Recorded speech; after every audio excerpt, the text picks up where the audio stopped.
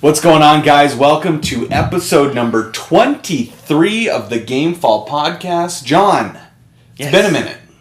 It's been 3-4 weeks. Yeah, 4 weeks, I think. Yeah. Oh, by the way, this is John McVeigh. This is Kyle Sherman. Welcome to Gamefall podcast. Like we said, it's been a little bit. Holidays. We took some time off and... For Thanksgiving? Yeah, and just kind of were all around, and I apologize a little bit for the delay in getting some videos out. It was kind of hectic at work, trying to get things amped up before the holiday, Thanksgiving rush, and Kyle, how was your Thanksgiving? It was great. It was fantastic. Sister came back to town, and Nice. Saw a lot of the family that I don't get to see a whole lot very often, and yeah, so it was good, and ate a lot of food. Friday sucked, but Thursday was good. Friday was the apple cut, for those that don't know, and I don't want to talk about it.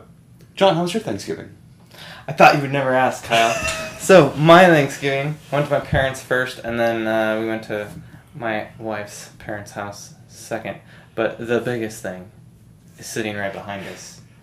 Stained glass R2-D2 lamp that my dad made.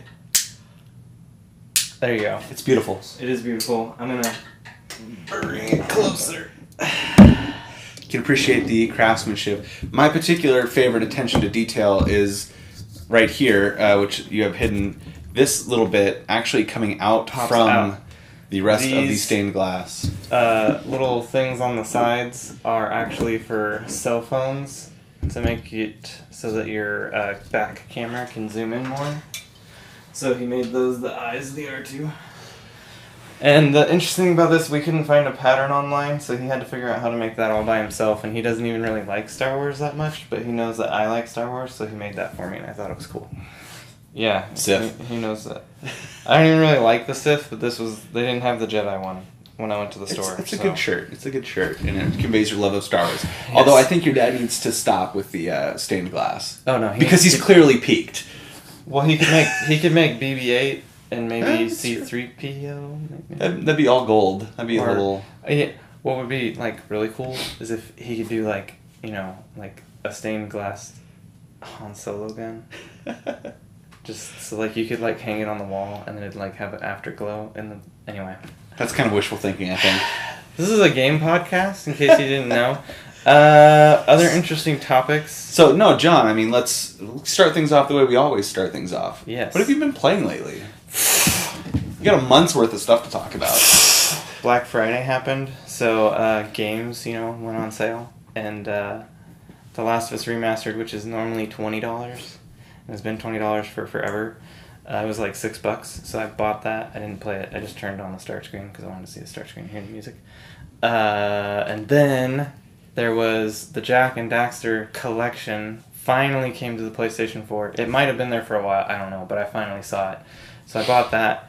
It has all 4 PlayStation 2 games. The 3 main games and then 3 main games Racer. and a Jak X Racing game, which I liked, Kyle hated. Yeah. It had lots of modes. I thought it was cool, and I appreciated what it did back in its time.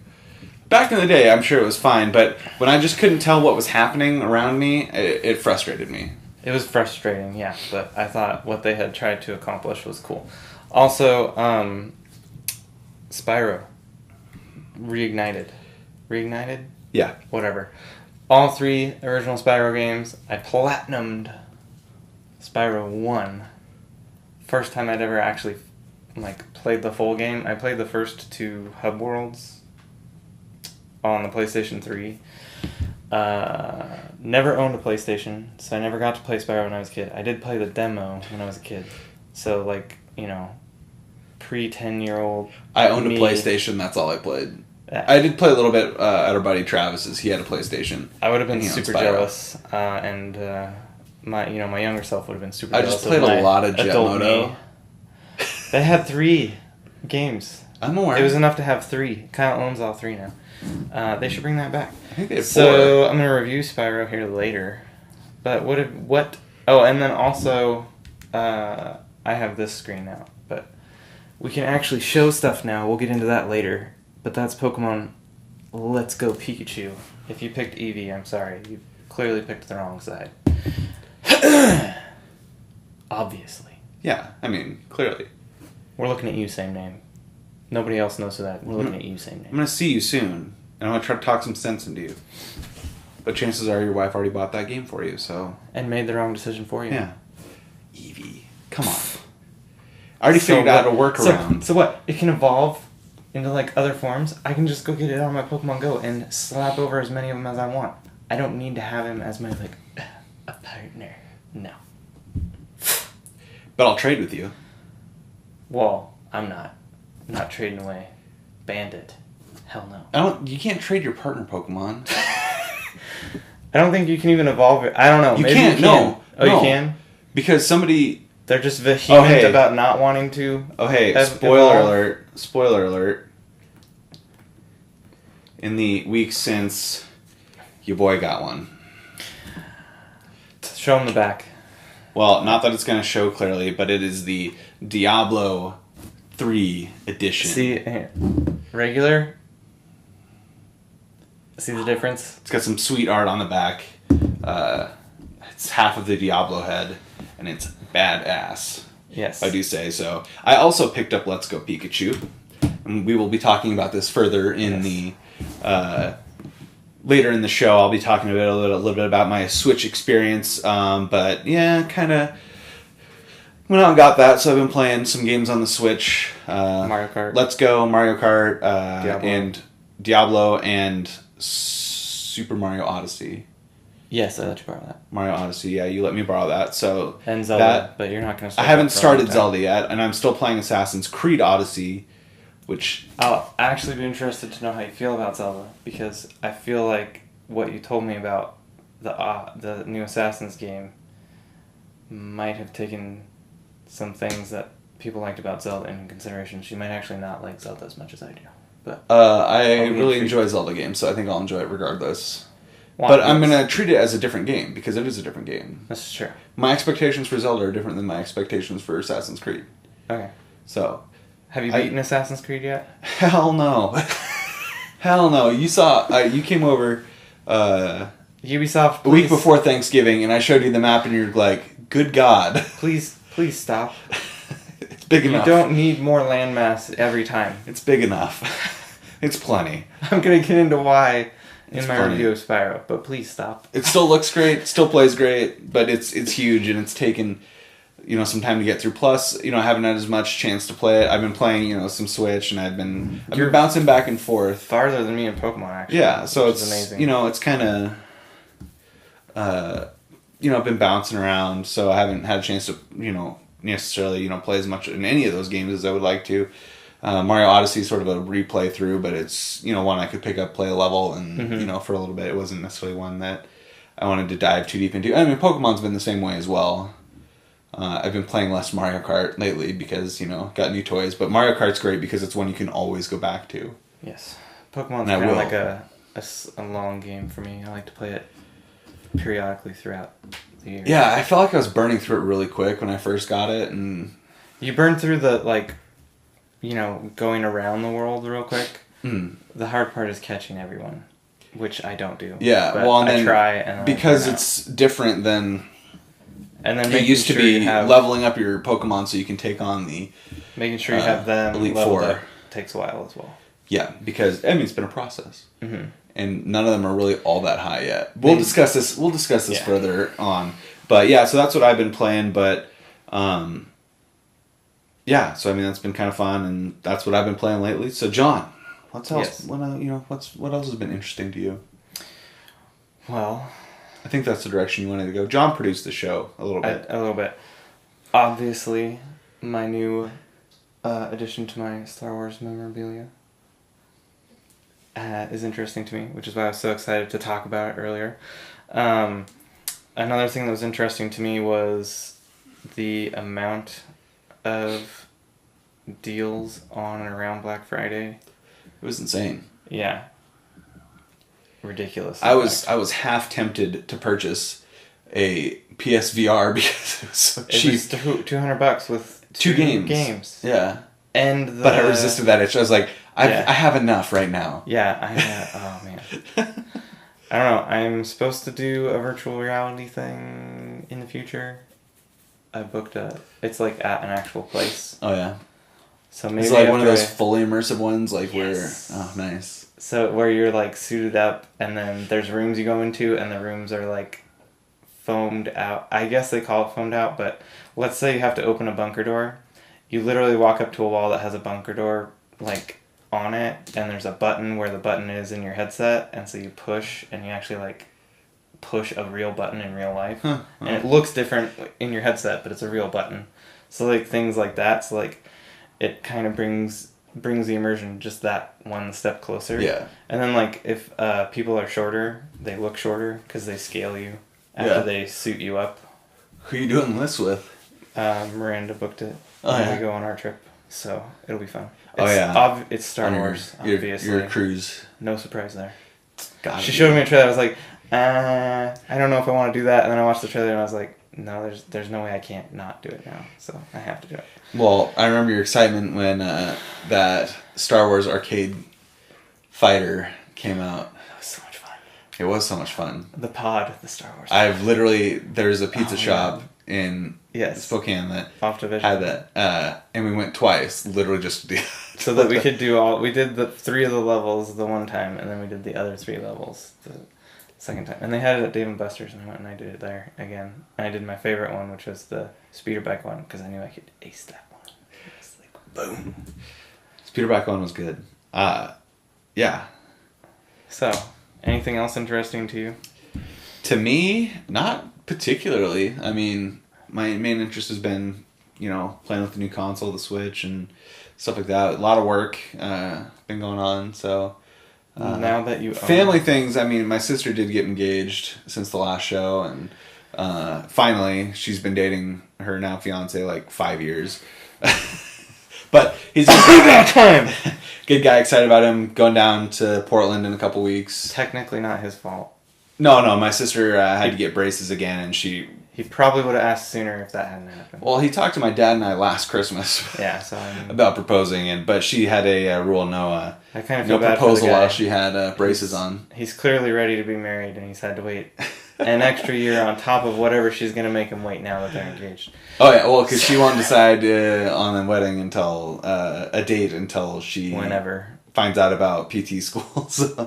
So he's Physical going to be therapy school, so. he's going to be playing the long game as far as waiting. Yeah, I think they were both already bought in all the way. Just formalizing things at this point. Enjoy it, Kendra. It does change when you get married. Your life will change, so enjoy it.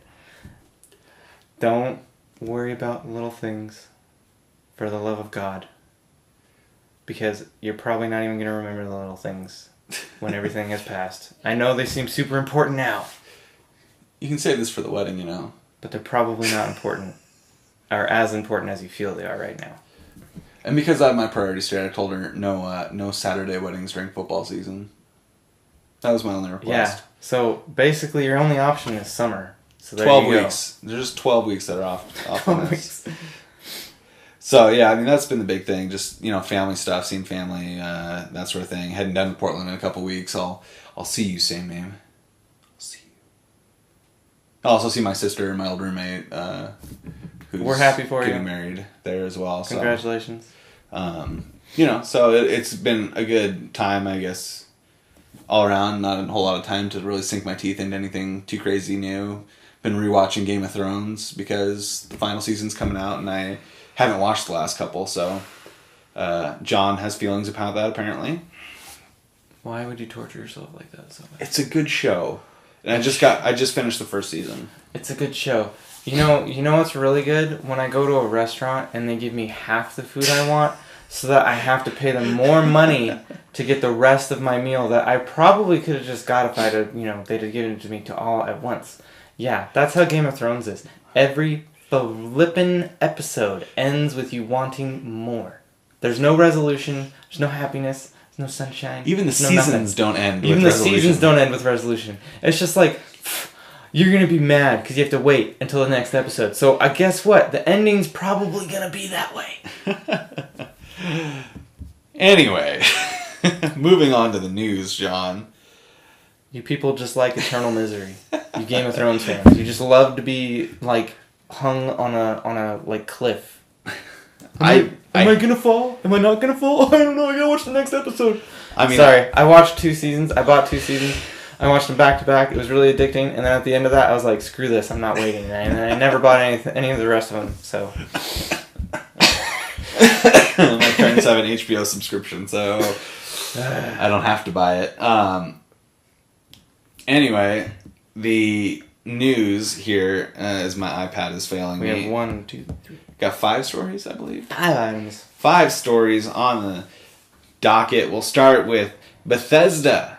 Fallout 76 just came out here. It'll be a couple weeks ago by the time this airs, and it is not getting too great reviews. I mean, Bethesda games always glitchy when they first come out, but according to Jesse Wade of IGN, Fallout 76 team Bethesda responding to complaints, they're revealing some upcoming changes and bug fixes, and they admitted, according to Jesse Wade, that they admitted to being too silent and non-communicative with the Fallout community, and said they are focusing on being more transparent from now on. They said, They also noted, "We know you're frustrated and angry at the state of things right now, whether it's the issues you're running into the game or the lack of communication about fixes, updates, or news. To be clear, this account is run by us, Bethesda Game Studios community team." They added, "We didn't want you to think the silence meant nothing was happening. We're sorry and understand that this was not the right approach, and we're working to make a better bridge between you and the dev team at BGS." Bethesda Game Studios. Yes, I know. Just, putting a pause in there for effect, John. So, I mean, just all sorts of issues with that game. It seems like so far along, they're going to increase the size of your stash limit from 400 to 600 items. Loot items received after taking down a boss. Players will be chilled, frosted, or when they take on cryolator effects, they're changing that. They're decreasing in effects of that from 2 hours to 30 minutes, and issues where players will get stuck in power armor, all these things. And so it's a typical Bethesda launch, but I think it's been made even more magnified because of the multiplayer and that aspect of it. Mm-hmm. And it hasn't gotten great reviews. It's not a true Fallout single player game. But different. It's not supposed to be a... Exactly. It's not Fallout 5. It's Fallout 76. And it's... there's a reason you can play with your friends, but it was going to be buggy, and it is buggy, and... They're trying something. You got to give credit for that. I think people are frustrated because there's games that come out that aren't as buggy, and so maybe they're just tired of things being buggy. But the one thing we do know about Bethesda's track record is they're willing to fix bugs and work on issues. I mean, the very contentious PlayStation 3 bug for Skyrim, that took forever to find because people had to actually get enough hours to get it to be effective. So they might find another bug like that, although I doubt it. They probably dump a save that has too much data on it just to make sure now. I would. So I'm sure they do. Not that I develop games, but if that had happened and it was giant news for months, I would make sure that wouldn't happen again. Yeah. So they have a track record of sticking with a game and fixing the bugs for people. It just takes time. Yeah. And that's what they're saying. And this is their first real foray into multiplayer of this sort of ilk. I mean, other than it's an ambitious project. Elder Scrolls Online, which I don't think... That's a different type of multiplayer. I don't think that studio does that one. I think it's a different studio. Yeah, it's not Bethesda Game Studios proper that does it. No, I think it's a different team that they own.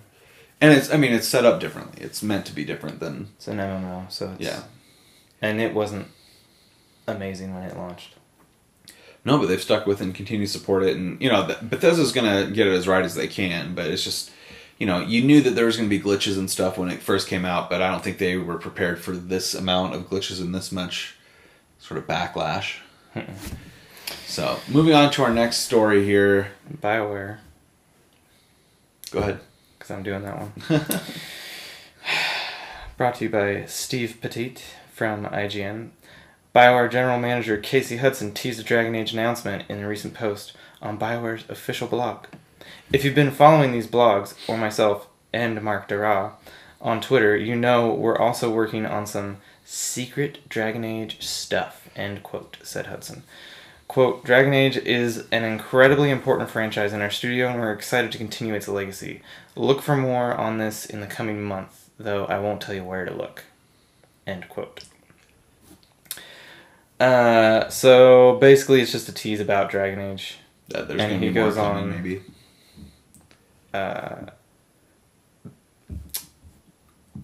Steven thinks that it might be teased during the Game Awards. That's his take.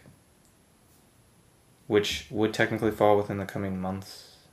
Coming month, technically, because Game Awards typically in December. December, yeah. It is in December. I mean, that's a good guess. Speaking of the Game Awards, just getting off topic here for just a half second, new Avengers trailer.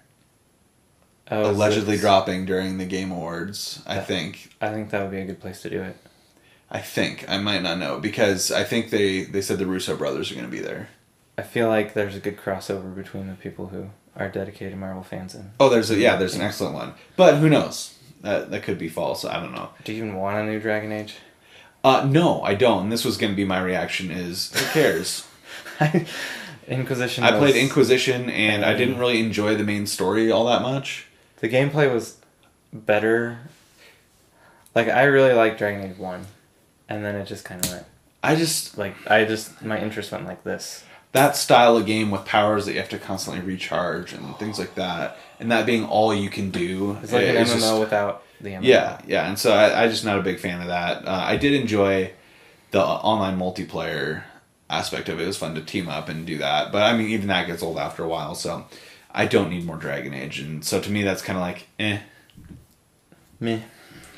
So next news item here, PlayStation Plus announces their free games for December. Sony, I guess, announces their PlayStation Plus free games for December. I'm tired. It's been a long week. Crazy week. Working on stores. And those games are, for the PS4, we have Soma and Onrush. And then for the PS3, we have Sterden and Steins Gate. And on the PS Vita, they're still releasing these bad boys for the Vita. We have Papers, Please, and a crossover game with the PS4, Iconoclast. Remember, PlayStation 3 and PlayStation Vita games are going to go away next year at some point in time. Yeah, some point in time next year. So, for those who don't know, Soma is an exploration-based horror game crafted by Amnesia Studios' fictional games. It combines monsters and crude machines to create a departure from the developer's previous work. And Onrush is a high-octane racing game that focuses on crashing and ramming your way through a mountain or other cars as you zip towards the finish line. It released earlier this year but failed to meet sales expectations, and its developer, Codemasters, was hit with layoffs. So hopefully, I mean, for their sake, they can get some love here on PlayStation Plus and, redeem themselves a little bit if it didn't quite meet expectations. I didn't hear anything about it, but I'm definitely intrigued by crashing. Maybe they have some microtransactions in there. If that happens. Probably loot boxes. Done. Which goes perfectly into our next segment of news. Loot boxes to be investigated by the FTC by Colin Stevens via IGN. The United States Federal Trade Commission has agreed to begin investigating loot boxes, particularly focusing on how they are impacting children. And then Not the children. Anything but the children. He continues to write, per Polygon, Junior New Hampshire Senate Maggie Hassan questioned commissioners at the FTC during a Senate Commerce, Science, and Transportation Subcommittee hearing about loot boxes, as well as other pressing topics. The brief exchange on the matter can be found at the link. We're not talking about that. Quote, we discussed loot boxes which allow in-game purchases with real currency for surprise winnings, and most of you agreed that this is an area that could use additional oversight by the FTC, end quote, Senator Hassan. Said Senator Hassan during her questioning. Quote, loot boxes are now endemic in the video game industry and are present in everything from casual smartphone games to the newest high-budget video game releases. Loot boxes will represent a $50 billion industry by the year 2022. According to the latest research estimates, children may be particularly susceptible to engaging with these in-game purchases, which are often considered integral components of video games, end quote. She then went on to say, given the seriousness of this news, I think it is in fact time for the FTC to investigate these mechanisms to ensure that children are being adequately protected and to educate parents about the potential addiction or other negative impact of these games. End quote. So basically, this shouldn't really come as a surprise because, I mean, as she said there, if it's going to be a $50 billion industry and it's something that the government could potentially get a taxable cut on, you know they're going to look into it. Which, to me, it's more about protecting, consumers' wallets, because those loot crates, you're not guaranteed to get anything special, and it's like it costs money. It's essentially gambling in a sense. it is, And that's gambling in a the attitude other countries have taken towards it when they outlaw it, or straight up banning it in some countries. Yeah, so and it is, because it's like, I know in Call of Duty, every time I unlocked a loot crate, it's like, hopefully I get something good, and it's like, oh no, I just got weapon skins. Yeah. And if I had paid for that, I would have been pissed. Livid. I would have been pissed. And at least on the console, there's no way to like sell it to someone, but there are people on the PC that are selling stuff. I don't know how they do that. But to me too, it's like, okay, if you're a parent and your kid's playing and your card is attached, and they're just like buying loot crates and hundreds of dollars. Yeah, that's how that gets dangerous. Not necessarily me, because I'm very aware of my money and how I'm spending it. But that, it would be concerning if I was a parent. Like, it's like, why am I getting all these, $5 charges when they're buying, multiple loot crates and stuff like that? Exactly. And most games don't put a limit on the amount of loot boxes you can buy. I do know that Uncharted 4 did when it came out. It had a limit. It had a maximum amount you could spend, and if you spent that maximum amount, it guaranteed you got every item that was available for draw in the loot boxes. And the reason that how they went around that is you never got a duplicate. Ever. So once you did a loot box and you got the items, they were no longer on the draw list for the next loot box. And see, that's the way to do it, in my mind. Like, you're getting extra money from them anyway, on top of the money you had already expected to get from every customer. So you'd already set a sales quota saying, if we meet these expectations on this amount of sales, we will be okay. And then we add our microtransactions in, which will push us to even further profit. So putting a cap on it is... it's the responsible thing to do, as like being fair to the consumer, if you will. Being ultimately fair would be to just give us everything in one price, but that doesn't happen all the time anymore. So, if you're going to do loot boxes, you need to make sure there's not duplicates. You need to make it not like impossible to get high-end stuff. So, in my estimation of the story, it's like, it's good that it's getting looked into, but I don't know how much the actual FTC can do to slow it down or prevent it from happening, because I think they've probably known this was coming for a while, the game developer companies, to make this happen. Yeah. So I think that pretty much wraps up our feelings on loot boxes and the investigation. Yeah, and moving on to our next item, this one coming from Adam Bankhurst of IGN. Hey, guess what? We go to IGN for a lot of our gaming news. Surprise!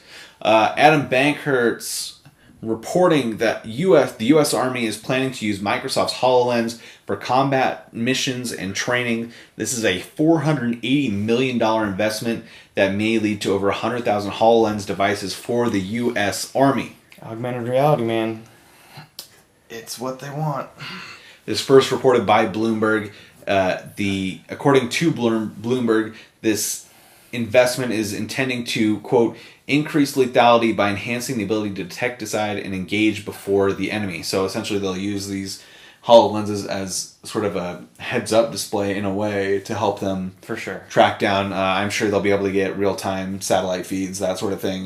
Maybe be able to get thermal images and that sort of thing without having to take it off. Yeah. They're going to be able to overlay whatever the hell they want on it, which is why they want it, because it's not a virtual reality headset. Well, it's not impeding their view of their actual physical space and their surroundings. It's adding extra information. And it does say later in the article, they will be using it for different purposes than obviously Microsoft maybe initially intended. They'll be using it to incorporate night vision and thermal sensing, measuring vital signs for breathing and readiness, and monitor sort of things for concussions and offer hearing protection. So it sounds like there's going to be a lot of maybe applications for this, and that's cool if that's the case. And obviously, being able to train using VR is maybe AR.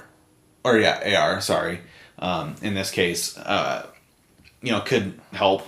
You get a little bit more They're gonna real get more, time sort of. I feel like they'll get more feedback. data from their training sessions Mm-hmm. than without the aid of the HoloLens. And NASA's been using prototypes of the HoloLens. But of course, this story is not without controversy. Oh yeah, Because why even wouldn't though, it be? according to Bankhurst, even though Microsoft secured the contract, many employees have not been happy about the company involving its product for use by the military. Last month, a blog post said to be written by Microsoft employees implored the company not to pursue a multi-billion-dollar U.S. military contract and said, quote, "Many Microsoft employees don't believe that what we build should be used for waging war," end quote. Following that, Microsoft's president and chief legal officer Brad Smith said the company would continue to sell to the military and that, quote, "employees with ethical qualms with projects should be allowed to move on to other work within the company," end quote. See, so that's nice. They're allowing them to stand by their morals and still allow them to have a job within their own company. So it's not like they have to. I mean, maybe they might have to move. Microsoft's a big company, so maybe that division, like the division they want to move to, might be in another city. It's But nice they're that they giving won't them an lose option their out. job Yeah. over it, but at the same time, it's, it kind of puts them between a rock and a hard place, because if, say the HoloLens is your, baby, and all of a sudden it's like, yeah, I don't want it used for that. It's like, okay, well, you're not on the project anymore. And It's tough. This is a complicated subject matter, and obviously people are going to feel different things, but, I guess you have to see how it's applied, really, before anything else. Like, who knows? Maybe they won't even be able to do any of that stuff to the extent that they're thinking. And maybe they'll try it and they'll find out that it's only good in training. It's not good. I mean, they've been using heads-up displays on fighter jets and stuff for, I feel like, forever now. So them using a heads-up display on the ground is just, if they haven't been doing it already, it's just a matter of time. And whether they pick Microsoft or whoever, probably Google, I don't know. Someone will fill that need for them. The thing with this is the employee's asking, that's great, good on you for trying to stick to your morals and make sure that this, tech stays out of war. But at the same time, what your stockholders in the company are hearing is, don't chase profits. Because what they saw is a contract for multi-billion dollars, and so that they think is like, oh, we're gonna make money. So you're telling them not to make money. So, yes, good for you for sticking up for your beliefs. However, they're probably not gonna listen. Well, I mean, they already said that they're gonna stick with it. So I mean, feel how you want to feel, but I mean, it's impressive that technology is apparently powerful enough to warrant that kind of I honestly use think and discussion and that stuff. Augmented reality will be more used than virtual reality will. Eventually, yeah. Eventually, I feel like it will win. Like, I feel there's a place for both. I just feel like the vast majority of people will accept augmented reality way easier than virtual reality. Oh yeah. So yeah, I mean that's definitely an interesting story, and it'll be interesting to see how they use it and how it works out. But obviously mixed things within the company, but impressive nonetheless. John, one last story here for you. One last hoorah. Are you waiting for it to load is the question. I was waiting for it to load. Nintendo to end its creators program in December. Boom! Finally making some sense. This comes via Adam Bankhurst and pretty much everywhere around the web. It's been going off all day on my phone. Nintendo will be ending its Nintendo Creators Program next month, so it can make it easier for content creators to make and monetize videos that contain Nintendo game content. To make a long story short, as long as those who are creating videos or live streaming with Nintendo game content include creative input and commentary, those words are in quotes, are not just reposting gameplay, trailers, tournaments, etc., they will be able to monetize their work. So they're still going to monitor, but they're not going to hold you under an iron fist. Yeah. So that's really good. And they're not going to make you jump through hoops to get the video out into the open. They're just going to let you get it out into the open, and then they're going to probably have a bot or something monitor it, and then if it thinks, oh no, they're not talking over this, it's gonna flag you and make it so that you can't get the money until you. It'll be reviewed and like all that and all that regular YouTube junk. So now you just don't have the extra junk on top of the regular YouTube junk. Basically. Which is cool. Because every other developer has been fine with it except for Nintendo. So glad to see them get on board because there's plenty of games out there that people are interested in seeing and hearing commentary on. When they came out, Zelda I'm sure would have had a ton if it would have been allowed. Would have had a lot more, I'll tell you that much. So thank you, Adam Bankhurst, for writing this article so succinctly. Yes, thank you.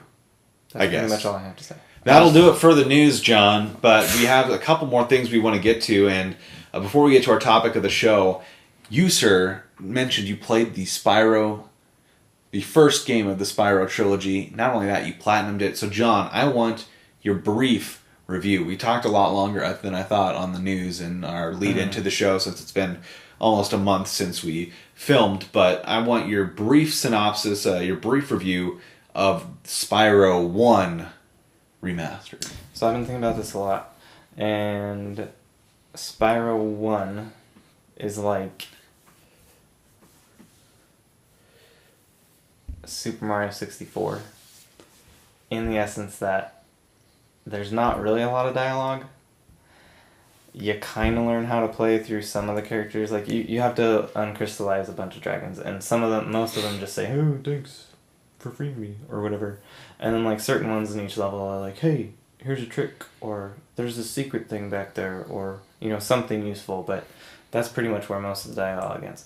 The story starts off with the dragons antagonizing the evil guy, and then he crystallizes all of them, and then it's like, and then it just drops you in, and you go. And there's hub worlds, and then each world has gateways. So, there's the which are the levels. Kingdom. And then there's the paintings that you jump in Mario 64, which are the levels.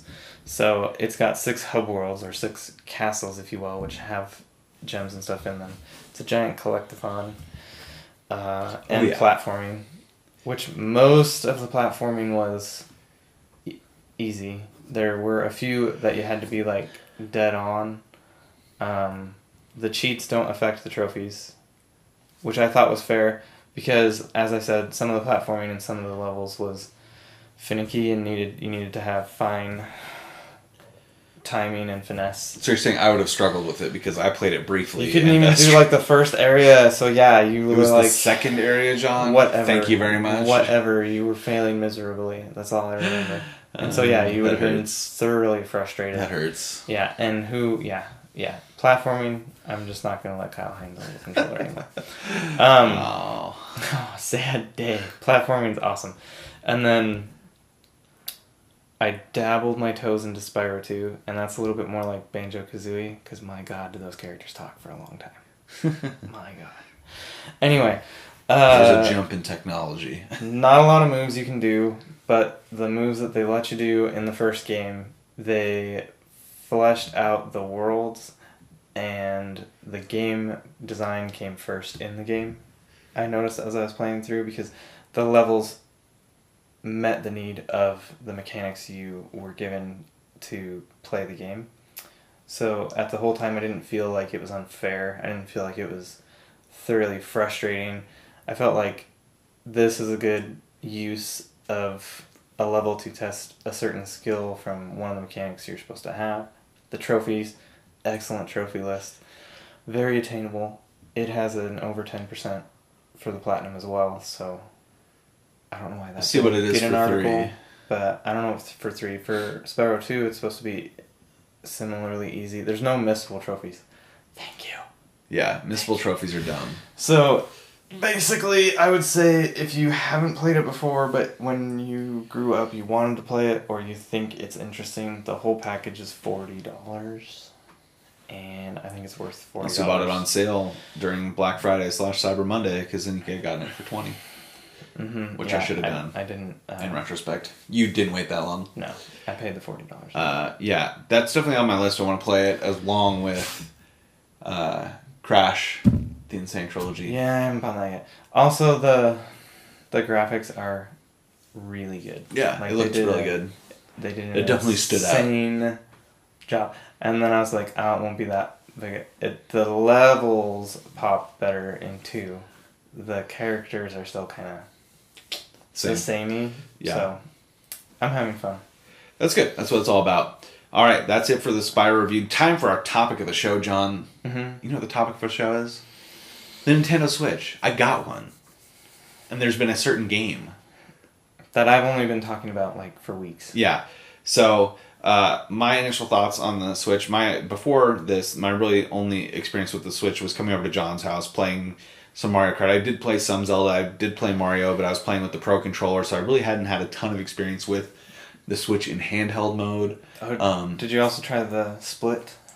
I haven't really done that yet. Oh, you should. I know I should. It keeps recommending it. Split is the only way to beat some of the very hard moons that you have to collect. By the way, Okay. I learned that the hard way. All right, well, I'll keep that in mind. Mm-hmm. Anyway, so yeah, I've been playing it, loving it so far. Got the Diablo edition, so it came with Diablo 3. Got the cool graphic on the back and on the dock. Mm-hmm. And I got this nifty case. You can't really see it because it's black on black, but you have the Diablo logo, and John hates me because I have it, and you better give it back. Although I like yours too. You have It's the Zelda basically one. the same case. Yeah, it's just yours is Zelda, mine's Diablo. It's just not red. It's just not red. Yeah, that's your main beef with it. Yeah. So yeah, I've been playing that.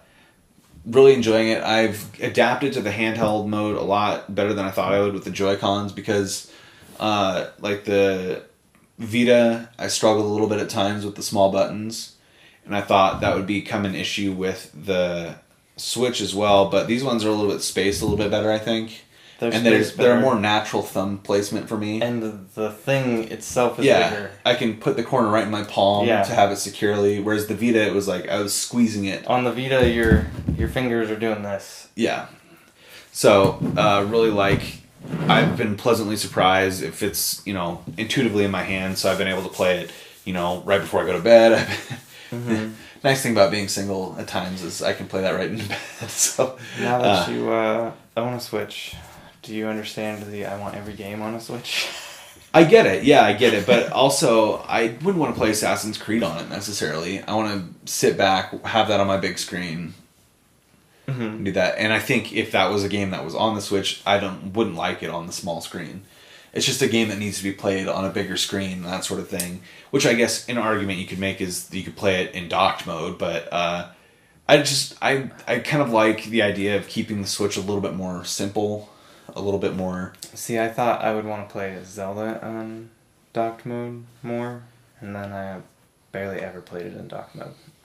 So, Whatever, to each their own. I mean, I haven't played it a ton in dock mode.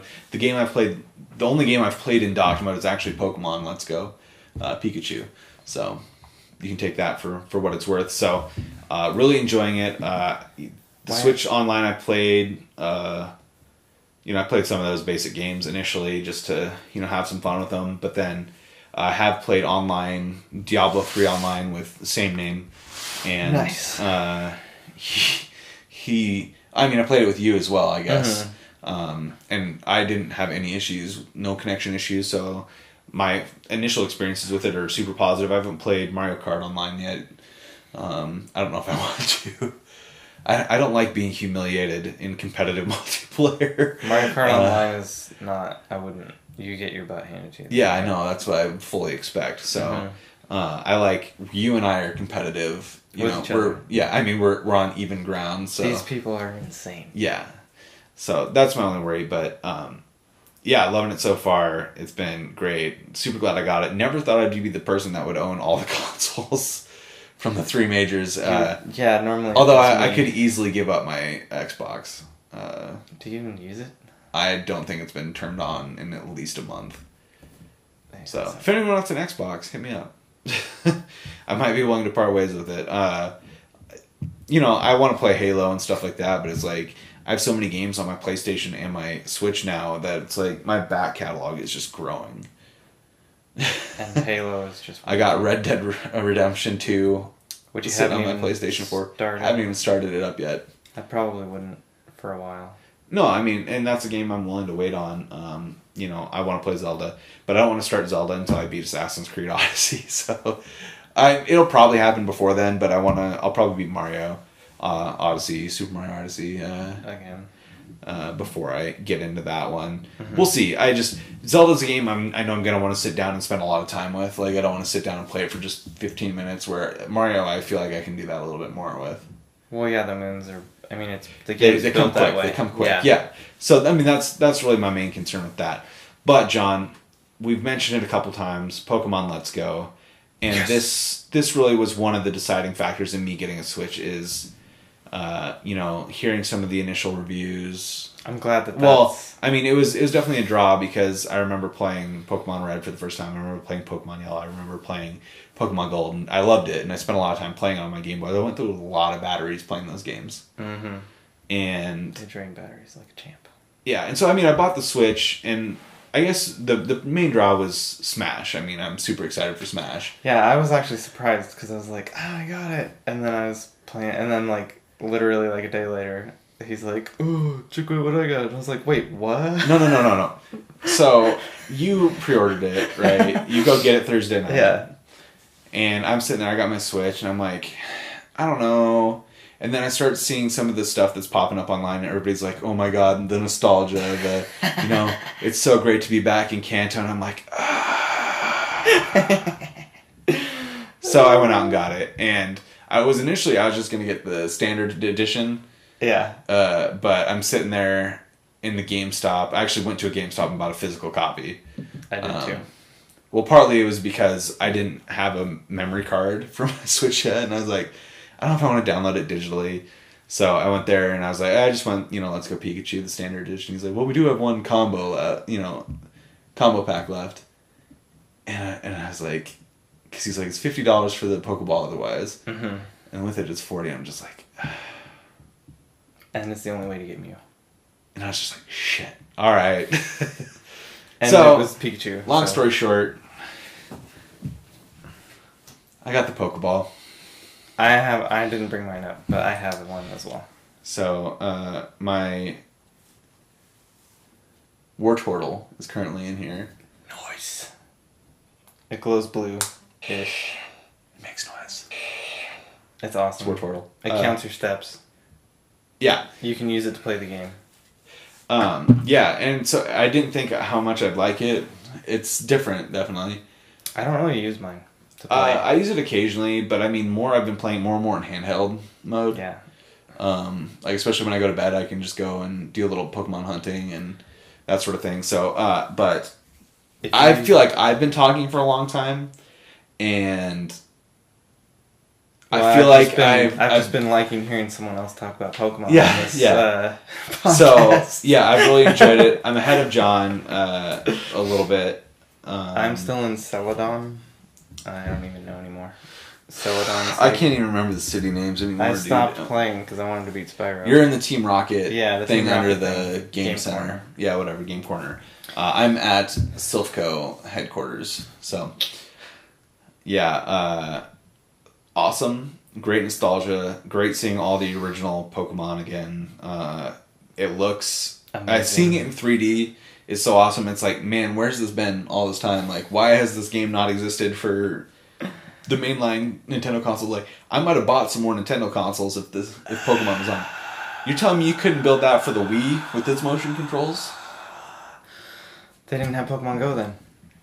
No, I know, but... They got this idea because of Pokemon Go. And the success of it, yeah. Yeah. But yeah, it's great seeing it in 3D. In fact, the guy helping make Pokemon Go with the mobile company was like, oh, and then he was like, he took that, and then he was like, we need a, and he did that. And it actually got me into Pokemon Go. I've been playing it mostly at work, just killing time while, for those, I guess, not in the know, I work on PCs, retail PCs for a company, and so there's some downtime while processes are running and stuff like that, so I'll pull it up and go. I just want to say, all the haters out there saying that, you know, they were all whining and, well, maybe not whining, but misunderstanding and getting upset and like this, how can you do this to us? You know, we've been waiting, we bought our Switches for this. And then it's like, that game's coming next year. But this game that everyone's like, oh, why? Now a lot of people played it and they like it. They got it in their hands. This is the beta test. And they actually like it. And it's like, why did you not think you weren't going to like it? This is the beta test in my mind. I just came in, I'm like, well, there's not going to be random battles anymore. I go, I actually think that's a nice thing. And then it's like, well, I do not like not being able to like whittle down their health to like make them easier to catch, but there's ways to make them easier to catch, so fine. That's fine. Being able to see every Pokemon on the field is amazing. Yeah, I love so much better that. than random encounters running through And the grass. then you can tell which ones are big and which ones are small. Haven't run into a shiny yet, but I've heard that's I you gotta, haven't done shinies. I heard you have to complete the Pokedex to really have a good chance to do that. And then I think you have to do catch combos, maybe. Yes, I actually did get a massive catch combo once. I think I got up to 18. Yeah. And if you buy the game, you should really think about buying a Pokemon Plus, because you put a Pokemon in there and you go on a stroll or go for a drive or wherever, and then you put him back and they give you berries and stuff which help you catch Pokemon easier. So the Pokemon Plus does help you out. He's been in here for several hours, so I'm curious how he's gonna. My Wartortle's gonna. What he's gonna do when you hand him back. Yeah. I like the new Pokedex. I like that the Pokemon Bank is now in the bank. Oh my god! I think it's yes. hilarious that you think that the other ones weren't in 3D, because the 3DS had 3D ones. They didn't look nearly as good. That's what I mean. Didn't look Like nearly as good, but it was 3D. I feel like if it was any 3D, game, but it wasn't like this, man. any game that would have brought them back, aside from this, it would have been Ultra Sun, Ultra Moon. But he wasn't about to buy a whole nother console to get that. Handheld. I got a handheld now. You have two. I don't need a DS. The Vita and Well, yeah, I mean, like yeah. No, you don't Nintendo need a handheld. You don't need a DS. This is. It's amazing. I haven't even touched Ultra Sun since I got this, and I need to touch it because I have the cards for the legendaries that came out for like a couple months. Oh, yeah. So I need to download those codes before they kill them. Yeah. And there's definitely like, I like that the combo, or the crossover, you know, they treated it sort of like red and blue, where there's certain ones you can't catch in Let's Go Pikachu that you can catch in Let's Go Eevee. But dang it, I'm using Pokemon Go to try to catch some of those. Like, I have an catch some Eevee. Bellsprouts? I have some Eevees in my Pokemon Go. We're supposed to be able to get EVs better this weekend. Yes. Sorry, This I'm trying weekend to will see. have already passed for. We're seeing how Wartortle did this in a couple hours. I got 2,614 experience, so Wartortle leveled up to 33. He wants to learn Bubble Beam. Is he gonna? When does he evolve? 33 or 36? I thought it was 36. It was probably 36. I feel like I had Bubble Beam. Just the display on the information of each Pokemon is amazing. Oh my gosh! in The this game. level of information you get in this is so much better than you got in the old Well, ones. and then how it's like, how it's laid out is so much better than it's just. Oh yeah. It's like why did you not have done this earlier? There's certain things I could do without, like playing with Pikachu, although it's kind of fun. So. And the stats it has for the Pokeball are weird. It called out to me. I only got 4 raspberries. I think he was mad at me. But you got other things too. Yeah, he called out to me one time. I don't even understand what any of that means. Yeah, because I was ignoring him too long. If you shake him, that's considered playing, and then there's like enjoyed, and then like I don't know, it's weird. I feel like if you have him in the Pokeball and you don't do anything with it, that's when it calls out. Yeah. So it didn't like being in the Pokeball that long. And there's people that they'll catch like 9,000 of the same thing so they can get the perfect stats. I don't have that time. Yeah, no, I just want to complete a Pokedex. I like I catch the first one, and then like the only way I throw it away is if I catch another one that has a higher capture point. Because I've sorted mine by CP, and then it stays that way. So then once you catch it, you just go into your little bank, and you're like, yep. Oh, and then I drop one guy nice off. and quick. So yeah, it's nice and quick. So I'm really enjoying it. I think it's awesome. It's a great throwback. Love the new style, new look. it's a great introduction for anyone that's new. Yeah, and it's it's relatively easy to catch. It's easier to catch in handheld mode for sure than it is Handheld throwing with the Joy-Con or the Pokeball Plus. And I feel like the hardest thing to me is if the Pokemon moves, Oh God. throwing it. Can you use the joystick to turn? at No, all? if you like twist. It's twist to.